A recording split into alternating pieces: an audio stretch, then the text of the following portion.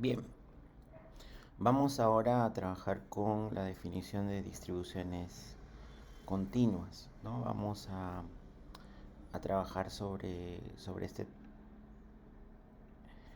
este archivo que contiene funciones en R para poder trabajar continuidad, ¿no? Está la distribución uniforme, la normal, que tiene dos formas, la de convolución o la simulación por convolución directa, o la definición de simulación por vector, que aquí es donde vamos a mirar un poquito la diferencia, ¿no? Porque tienen métodos distintos de trabajo.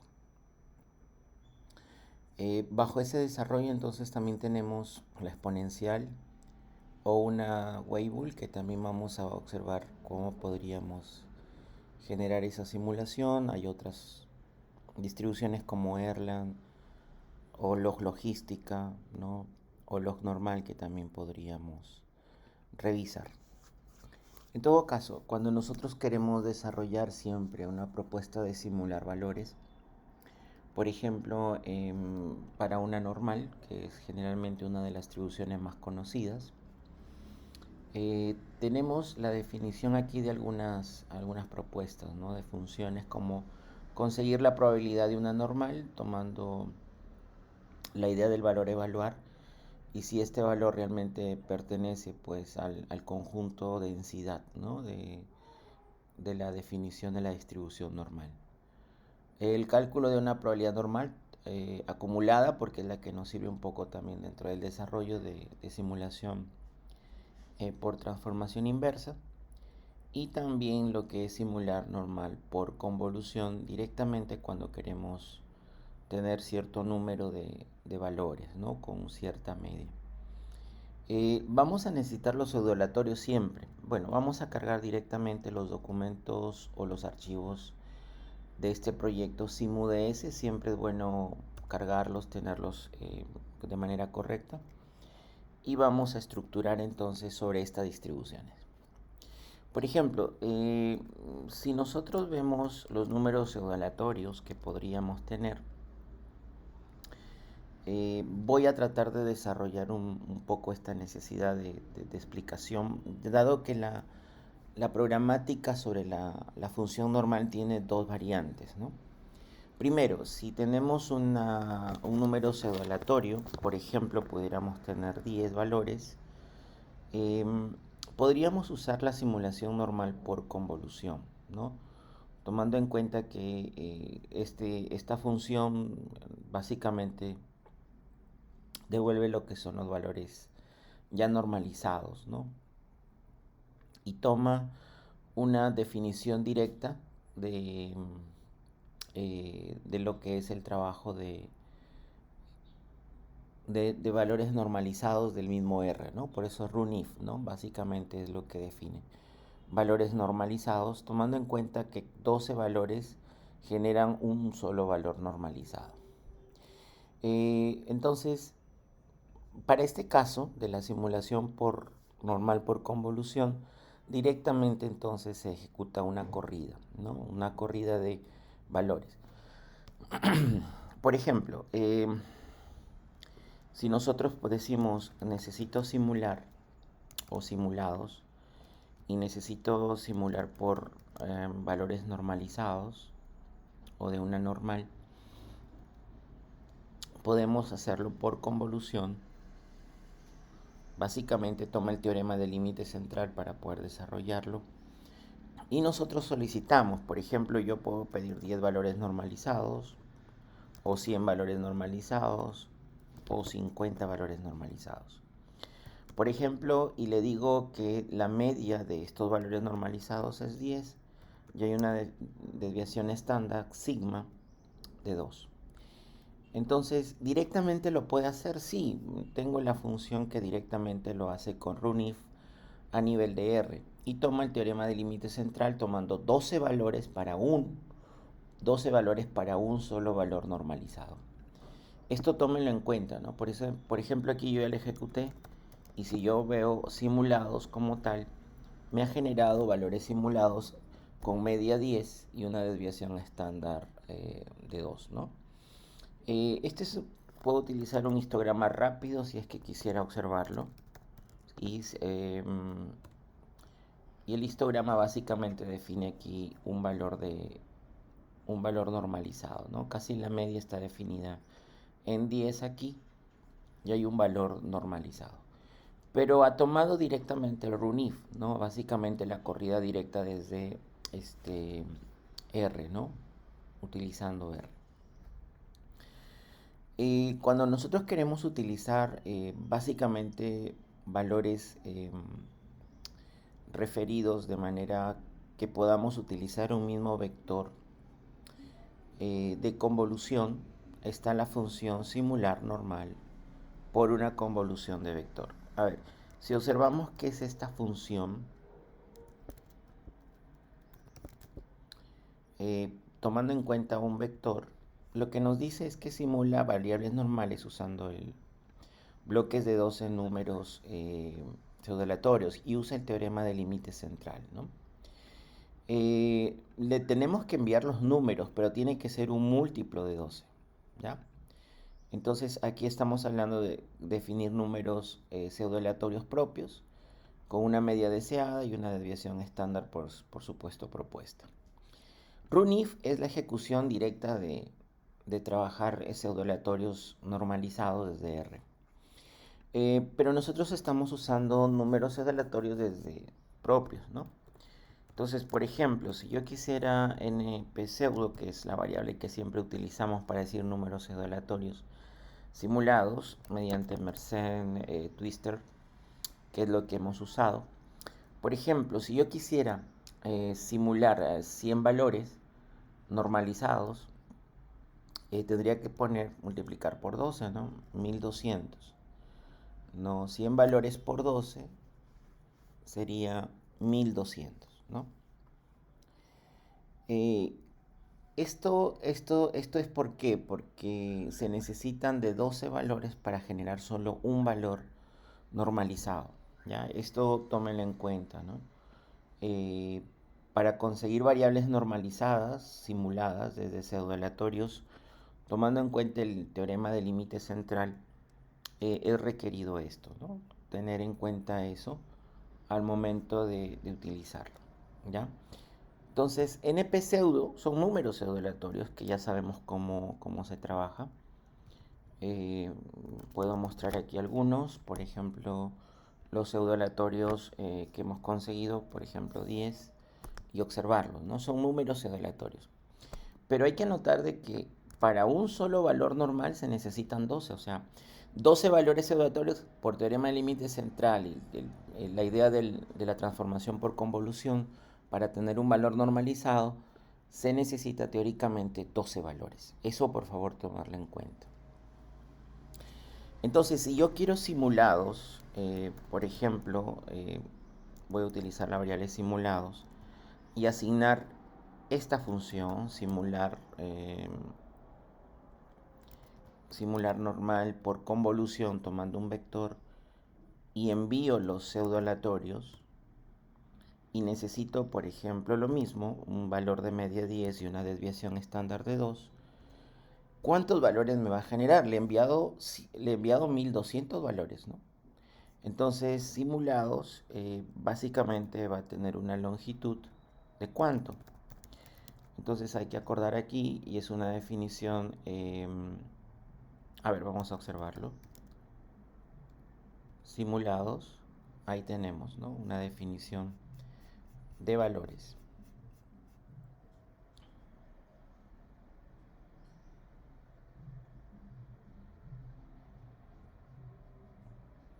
Pseudoaleatorios, ¿no? Pseudoaleatorios. Esta definición nos está diciendo entonces que esos valores deben ser múltiplos de 2, ¿no? Múltiplos de 2.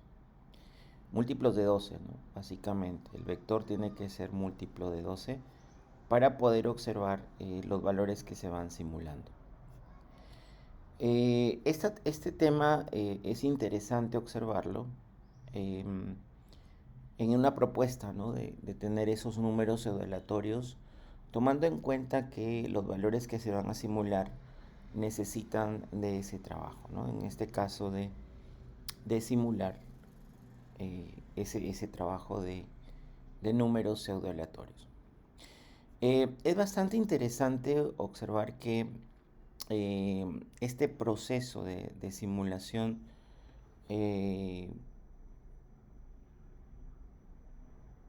nos permite observar, ¿no? Nos permite observar estos valores simulados y poder de repente generar un histograma directo y observar, ¿no? Observar cómo es, por supuesto aquí es dólar valores simulados, ¿no? Disculpen. Y ya tendría una gráfica más o menos normalizada en 10 y con sus respectivas desviaciones estándar. Hay que tomar en cuenta ese proceso, ¿no? de ir desarrollando ese criterio.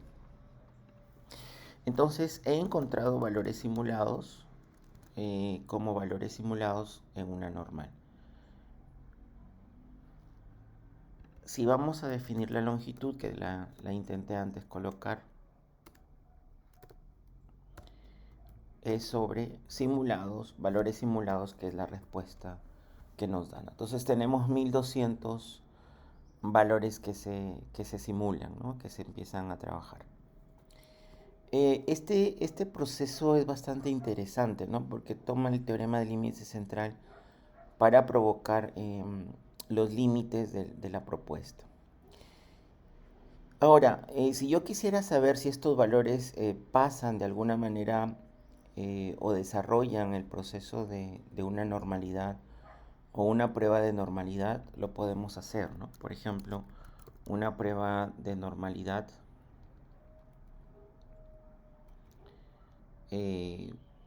por ejemplo, en la prueba normal de Anderson-Darling, que es esta prueba, lo que nos permite observar es si los valores que se han simulado o los valores que tengo se acercan a una definición normalizada, ¿no? Es una prueba de bondad de ajuste, el vector numérico, la media teórica y la desviación teórica, y nos dice si hay una conclusión respecto a esto, ¿no? También hay una prueba de normalidad que se va ajustando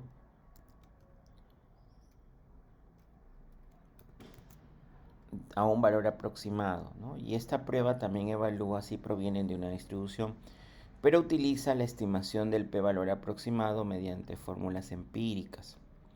Igual, nos envía el valor numérico o los valores numéricos simulados, lo enviamos para hacer la prueba. Esta definición de prueba entonces lo podemos ver, ¿no? Por ejemplo, si ya hemos simulado valores normalizados, podríamos hacerlo. Por ejemplo, ¿no? Tendríamos una definición de poner una variable que diga resultado y enviamos nosotros la prueba, ¿no? La prueba normal por Anderson-Darling con los datos, en este caso los valores simulados,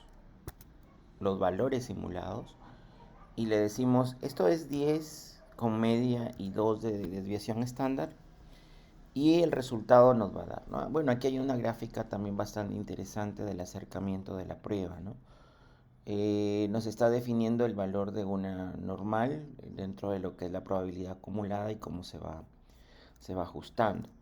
El resultado, como lo hemos visto en otras ocasiones, nos da el estadístico y nos da la conclusión, ¿no?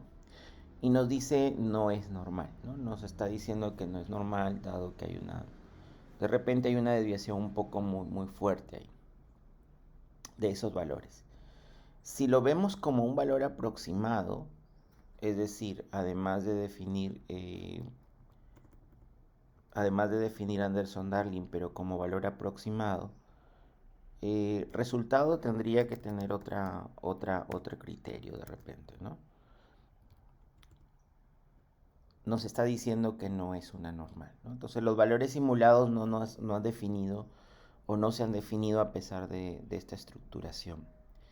En realidad el histograma nos estaba indicando algo, ¿no? En cuanto a estos valores, ¿no? Básicamente sí tenemos una definición de la prueba normalizada. Entonces ese criterio es necesario observarlo, ¿no? Al momento de de trabajar una desviación estándar o una media para conseguir valores normalizados. Voy a tratar de trabajar ahora nuevamente y volver a hacer una prueba teórica. Em,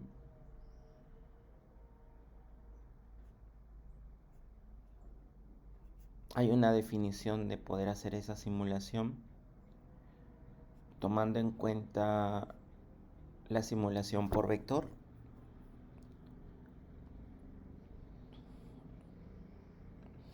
Entonces voy a decir simulados. Bueno, tengo NP pseudo, ¿no? Tengo NP pseudo, tenemos 1000 valores y vamos a trabajarlo, ¿no? Por ejemplo, vamos a simular simulados, nuevamente simular una normal por convolución vector. Necesito lo que son números pseudo aleatorios entre 0 y 1. NP pseudo voy a tomar, por ejemplo, para poder simular solamente 20 valores. Si quisiera 20 valores, seguramente voy a necesitar 20 por 12, 240, ¿no? 240 valores. Y necesito decirle, por ejemplo, necesito que la media sea 5 y que la desviación estándar sea 1.5. Entonces, en este trabajo vamos noten ustedes, ¿no? Dice que sea múltiplo de 12. Entonces vamos a tomar en cuenta eso. Nos faltó acá colocar de 1 a 240. Entonces nos faltó esa parte, ¿no? Entonces simulados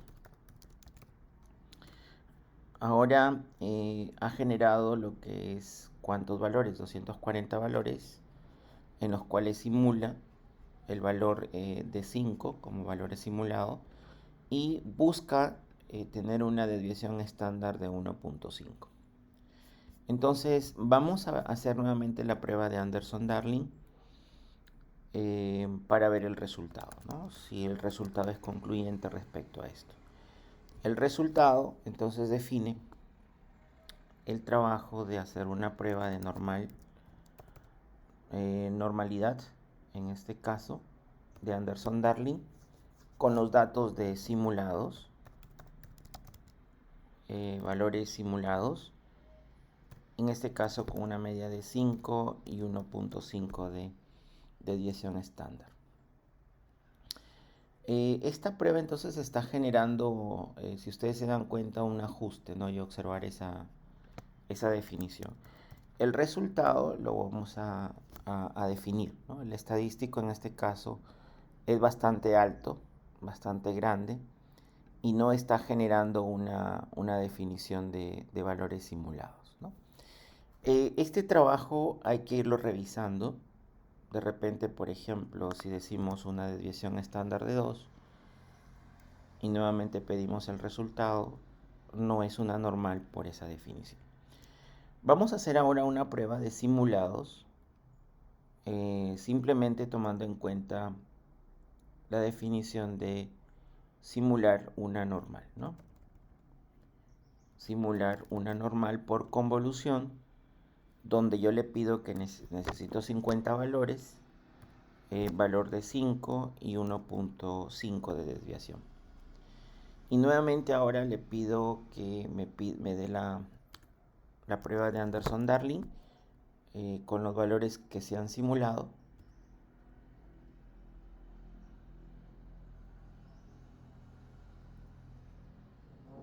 A ver. No, ahí están los simulados de manera directa. Esto ya no es por convolución. Entonces ya no necesito aquí los valores simulados, sino simulados simplemente. Entonces nuevamente aparece un trabajo directo. Y noten ustedes que rechazamos nuevamente y no es una norma. La prueba de Anderson-Darling está generando entonces un proceso de comprobación, ¿no? De realmente si hay una una prueba de normalidad para poder hacerlo.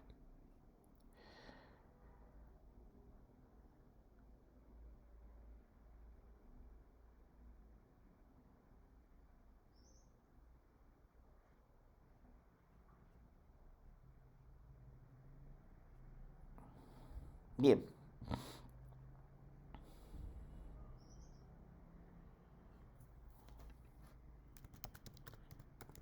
aunque los resultados están definidos,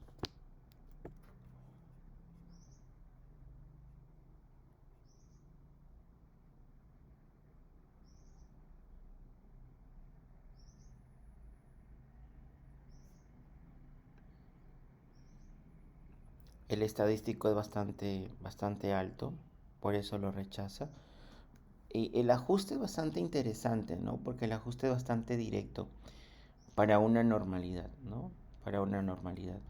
Voy a intentar buscarlo. A ver, nuevamente. Aquí lo que podemos hacer es buscar o asignar una semilla distinta, ¿no? A la que normalmente pudiéramos tener. Y vamos a revisar la normalidad, ¿no? Por ejemplo, tengo otra semilla.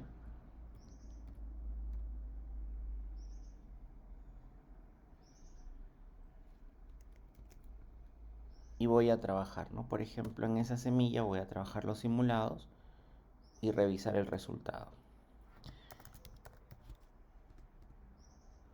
Entonces, miren, en esta parte ya nos da una definición de que es compatible, ¿no? Tomando una semilla distinta y tomando en cuenta que hay un ajuste bastante directo. No todas las simulaciones directamente nos van a definir una prueba de normalidad. Generalmente este ajuste es bastante común. La prueba que se está utilizando es de Anderson-Darling. Y va a depender mucho de las semillas que usemos, ¿no? Por ejemplo, si yo cambio una semilla acá y nuevamente hago la simulación de 50 valores y pido el resultado de la prueba Anderson-Darling y pido el resultado, ¿no? Compatible con una distribución normal. Casi siempre hay una referencia interesante, ¿no? Porque la semilla computacional directamente a veces nos permite hacer eso, ¿no? Estructurar la compatibilidad hacia una normal. El estadístico es bastante bajo, así que por lo tanto es compatible con una distribución normal. Esto lo observamos acá también en una definición de la distribución, tomando en cuenta la definición de la frecuencia acumulada. Ahora, si lo podemos ver en un GIS, es interesante porque también podríamos ver estos valores simulados. Y tenemos básicamente una distribución normalizada, ¿no? Entonces, de esa manera nosotros trabajamos las pruebas, ¿no? Trabajar con distribuciones continuas. Em, Vamos ahora a hacer algo interesante para observar otra prueba o otra distribución. Hemos visto la normal, que es una de las más conocidas, pero también tenemos lo que es la prueba de Weibull, ¿no? La distribución a través de Weibull. Weibull es una de las distribuciones bastante interesantes. Pero ¿qué pasa si, por ejemplo, me dan los datos? Aquí lo que voy a hacer es importar datos. Voy a tratar de importar datos en R.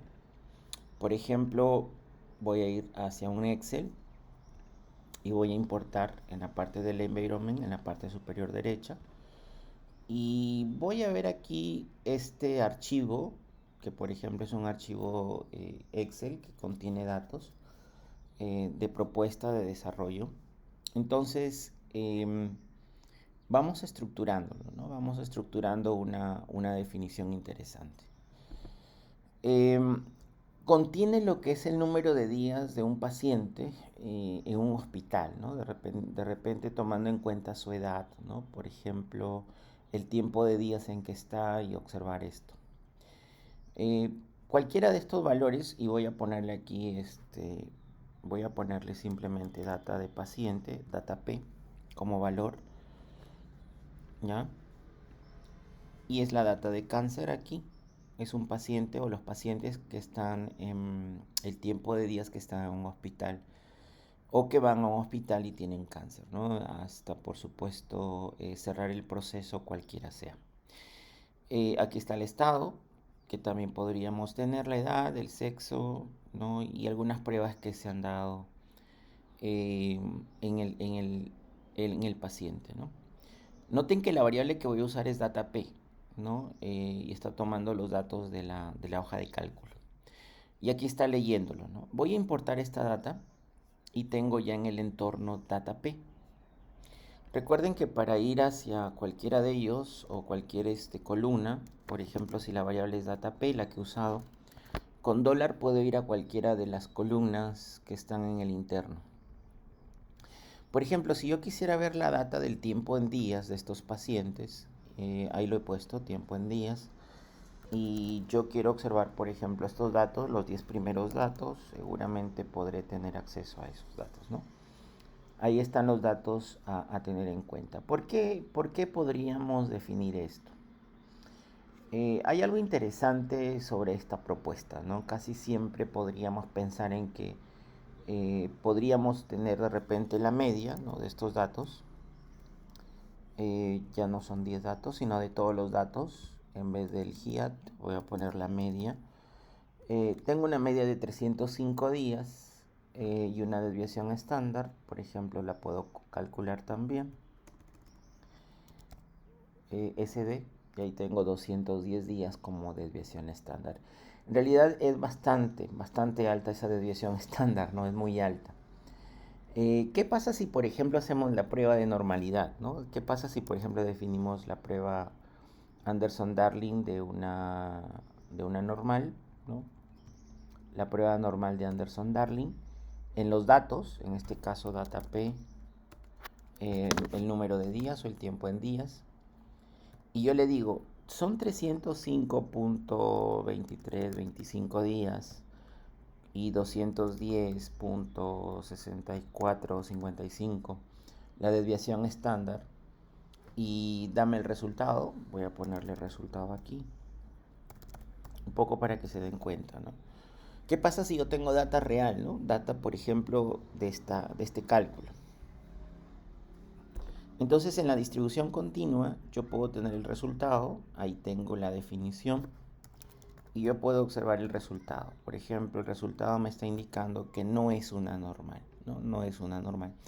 En este caso, esa definición es bastante crítica, ¿no? O sea, si se dan cuenta, los valores normalizados no están muy cerca, incluso en gran parte se desvían, y luego también hacia la parte superior y a la parte inferior, ¿no? En la frecuencia acumulada. No es una normal, o sea, no es una definición normal que pueda yo tomar como una distribución para poder observarlo, ¿no?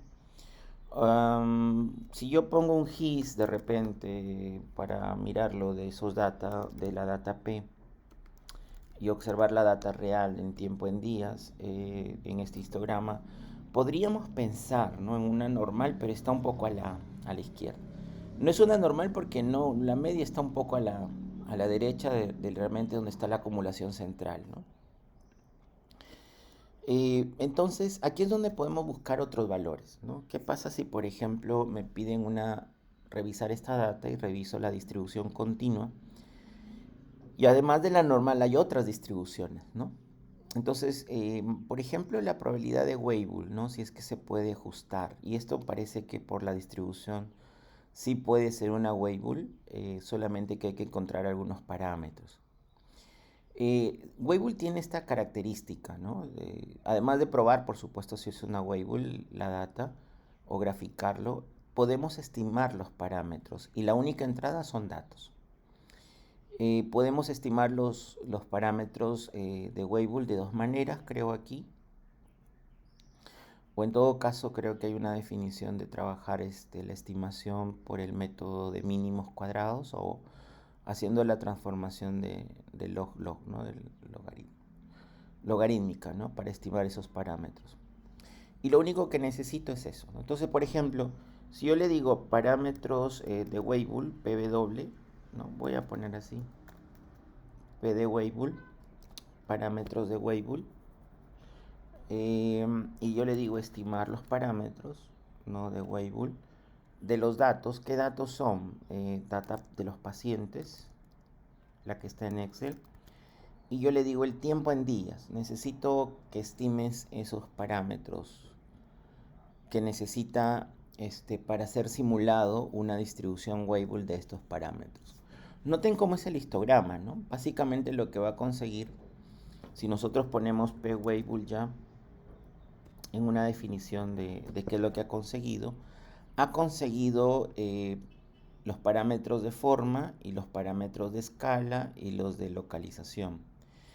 Esto también nos indica un poco cómo podría ser la forma de una distribución en Weibull, ¿no? En la teoría que se les ha alcanzado está el estudio justamente de Weibull.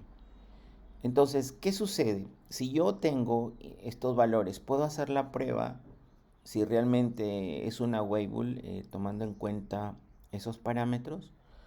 Entonces, miren, para la definición de una distribución Weibull, hacer esa prueba también es una prueba Anderson-Darling, en la que tienes que poner los datos, la forma y la escala, ¿no? Esos son los valores. Entonces, si nosotros hacemos esa prueba, por ejemplo, el resultado, voy a colocar aquí, el resultado de una prueba Anderson-Darling para revisar si hay una Weibull, ¿con qué datos? Data P, dólar el tiempo en días, y el valor de forma, yo ya lo he encontrado, ¿no? Si es 1.386634 y un valor de escala de 341.1695, que es un valor cercano al centro, ¿no? Que está buscando cómo hacerlo, pero vamos revisando el resultado. Ahora este tipo de distribución Weibull pudiera ser, ¿no? Pero vamos a ver qué nos dice el resultado. Y el resultado dice no se rechaza H sub 0, o sea, no se puede rechazar que tenemos una distribución Weibull, ¿no? Tenemos una distribución Weibull. El valor del estadístico Anderson-Darling es muy bajo. El valor crítico es 2.492 con que se ha comparado. Por supuesto es menor al valor crítico. Y si ustedes se ven gráficamente, claro, o sea, Anderson-Darling está aquí y una normal está un poco más alejada, ¿no? Y Anderson-Darling los valores sí están un poco más cercanos a la distribución de frecuencias acumuladas, ¿no? Para una prueba Anderson-Darling. Entonces, tengo ya los valores definidos para el estadístico. Tomando en cuenta eso, se puede simular. Vamos definiendo entonces eso, ¿no? Recuerden no olvidar los valores de forma, de escala o de localización, que son los que tenemos que tomar en cuenta.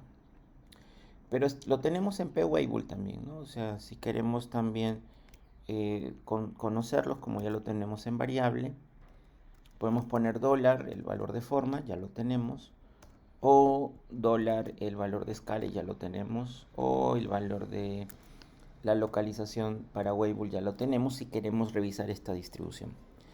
Entonces, si yo quisiera hacer una simulación, es bastante interesante, ¿no? A ver, vamos a hacer la simulación, ¿no? Simular Weibull. ¿Qué nos pide? Nos pide, a ver, el valor de forma, el valor de escala, y nos pide los números pseudoaleatorios, ¿no? Recuerden que nosotros tenemos ya los números pseudoaleatorios en NP pseudo, ¿no? NP pseudo, tenemos valores pseudoaleatorios. Por ejemplo, si necesito simular 40 pacientes de este estudio, voy a poder necesitar 40 valores. Ahí están los 40 valores de pseudoaleatorio. Entonces, si nosotros decimos simulado y asignamos la simulación de Weibull, simular Weibull, nos pide el valor de K. El valor de K es de forma, ¿no? El valor de K es de forma. Entonces, los parámetros que hemos encontrado de Weibull, ponemos la forma. Los valores que hemos encontrado de Weibull, ponemos la dólar, la escala, y nos dice que le demos los pseudoaleatorios. Por ejemplo, si le damos NP pseudo, y le decimos 40 valores, de 1 a 40, y que nos dé los simulados, ¿no? Entonces ya lo ejecuté. Entonces tengo los simulados y valores simulados los tengo aquí. Entonces, si se dan cuenta, estoy empezando a simular por Weibull, o esa distribución empieza a simular a los pacientes, ¿no? 40 pacientes que vengan, cuál es la probabilidad de que ellos puedan tener un número de días, ¿no? Tomando en cuenta la distribución. El número de días está definido ahí, ¿no? Si estos simulados yo los veo como un hist, y poder observar los valores simulados, entonces tienen un acercamiento hacia la izquierda, ¿no? Hacia el valor más el de escala, ¿no? El de escala. Y por supuesto hay una referencia. Entonces, de esta manera nosotros también podemos trabajar con distribuciones continuas, ¿no? Para poder ayudarnos en la propuesta. Bien, entonces estas son las simulaciones cuando se tienen datos también. Hemos traído datos reales de una base y poder observar si esos datos pueden ayudarse a acercarse a distribuciones continuas, ¿no? En la simulación. Bien, gracias.